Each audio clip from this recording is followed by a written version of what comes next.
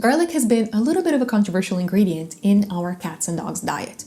Now, particularly those who are pro-garlic say that it really helps against ticks and fleas and it can be really good in terms of health.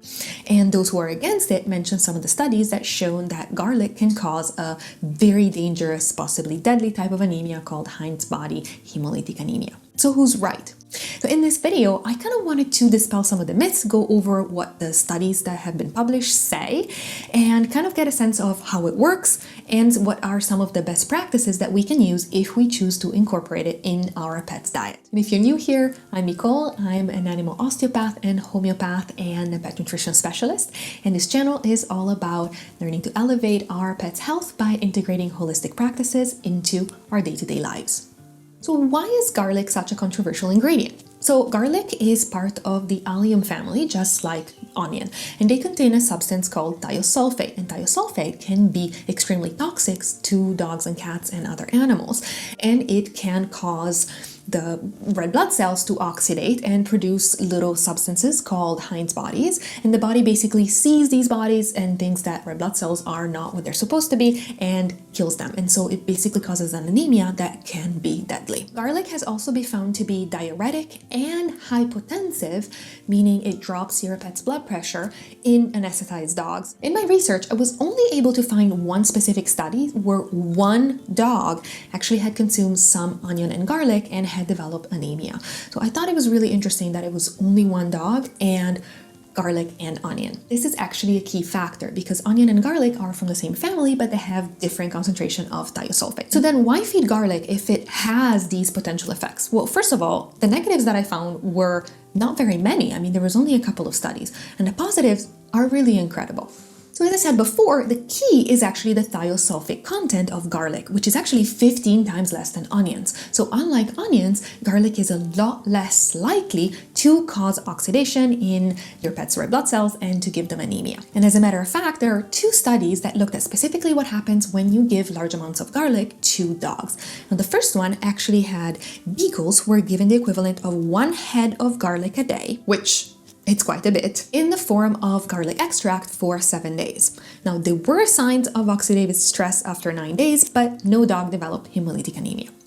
The other studies, always beagles, were given the equivalent of basically 1 to 2 heads of aged garlic being key here, a day for 12 weeks. 3 months later, the researchers saw no observable changes in their clinical signs, in their complete blood count, and in their biochemical parameters.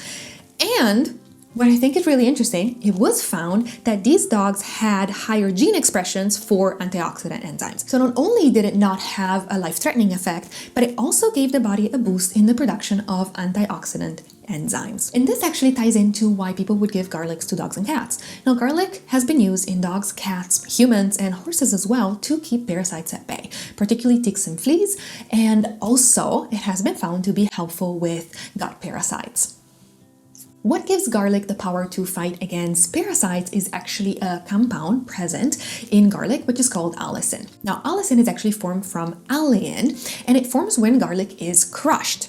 And it takes about 10 minutes for crushed garlic to develop the highest amount of allicin that it can.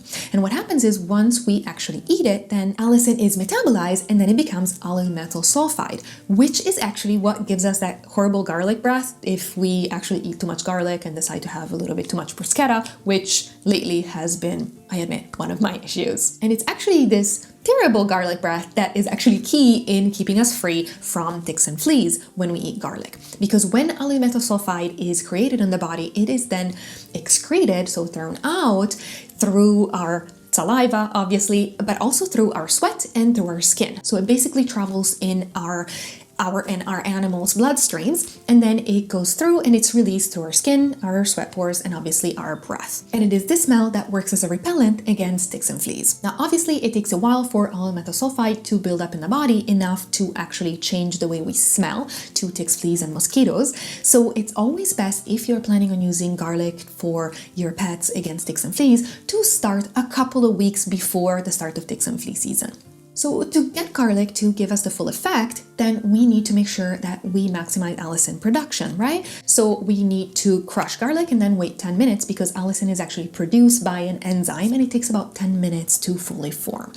Now, but raw garlic is not the only option. Many people have been feeding either garlic chips or powdered garlic. So I looked it up and I saw this really interesting study that compared some tablets, capsules, raw garlic, which is obviously the gold standard, and some cooked garlic. And this is what they found. Now, raw garlic was actually the golden standard and it had the highest amount of available allicin, which was 100%. But when you looked at the dried capsules or tablets, then they saw that enteric garlic tablets actually only had 40% allicin available, especially when consumed with a high protein meal, which is what our animals eat anyway. So it really would be better to feed non-enteric garlic tablets. White garlic powder capsules were pretty good, and Kauai, which is a brand garlic powder tablets, are supposed to actually be very good and have been used in other studies. Now, what I thought was interesting is that cooked garlic, so boiled, roasted, pickled, and even aged or black garlic, were significantly lower. Now, this is because allicin production is dependent on an enzyme that is heat sensitive. So at high temperature, the enzyme is deactivated and it will stop converting alanine into allicin, decreasing the total amount of allicin available in whatever supplement that we're taking. And this leads us to best practices. So obviously, as we just heard, raw garlic is ideal if you are planning on giving garlic to your dog or cat. And of course, and we shouldn't have to say it, but really want to emphasize it, if you're planning on adding something new in your dog's or cat's health regime, then you really should be talking to your veterinarian, possibly a holistic or integrative veterinarian. Now, your veterinarian, especially if it's a conventional veterinarian, might not know what the safe dosages are. So I'm going to add this article that you can share with your vet, which is obviously aimed at vets, and it shows you what some of the dosages are, as well as what are some of the precautions and cases in which it's really not a good idea to give garlic. And in particular, we want to highlight 3 of them. Now, first of all, be careful if you have a small size dog or a cat.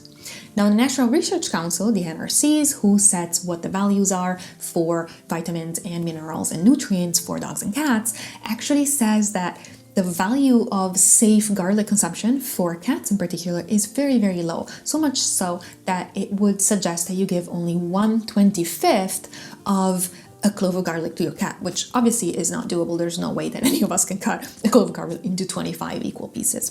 So this is where you kind of want to tread carefully, and I would work really closely with your vet. The other thing you want to pay attention to is if you have a breed of dog who is particularly sensitive to garlic toxicity. And some of these breeds are Japanese breeds, so Akita Inu, Shiba Inus, and any of the other Japanese specific breeds. If you have one, I'm sure you know. So those tend to be very, very sensitive to garlic, so you kind of want to hold off. And the last precaution you want to take is it's not recommended to feed garlic to animals who have a G6PD deficiency. And again, if your dog has it, you would know it.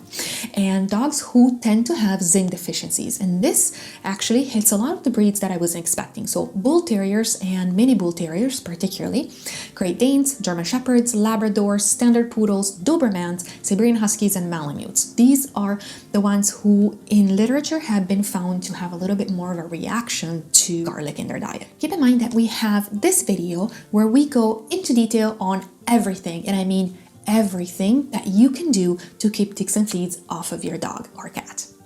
Thank you for watching us. Check out that video. I think you're going to find it helpful. Give your dog and cat a kiss from us, and we'll see you in the next one. Bye!